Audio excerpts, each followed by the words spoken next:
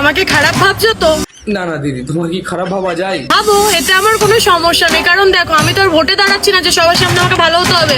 আরে দিদি, তোমাকে কি ভোটে দাঁড়াবে? তুমি লেওড়া যদি একবার ভোটে দাঁড়াও, সব লেওড়া শেষ হয়ে যাবে তবে। তো গাইস, আমাদের নানাইকে এখন রাখি পরানো হবে, দেখি।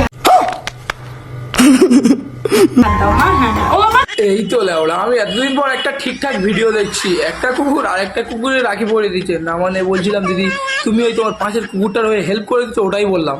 अबे साल তোমার আছে মা, একটা রাখি আনো মা, বারান্দায় রাখি। তাহলে লেওড়া কুকুরদের মধ্যেও রাখি পরানো হয়? এটা হাস্যকর। কি রে, তোকে বলছি এবার তো একটু চেঞ্জ হ। কি চেঞ্জ হবো? আমি তো ঠিকই আছি। হ্যাঁ দিদি তো ঠিক বলেছে। দিদি কি চেঞ্জ হবে? দিদি তো ঠিকই তো আছে।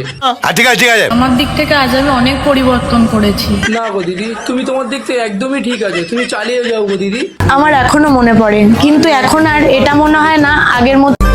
এই গানটা কেমন হতো যদি এই গানটার ফিমেল রিপ্লাই ভার্সন। আমি এই দিদির ভিডিওগুলো দেখে বুঝলাম যে এই দিদির অনেক কষ্ট, প্রচুর কষ্ট।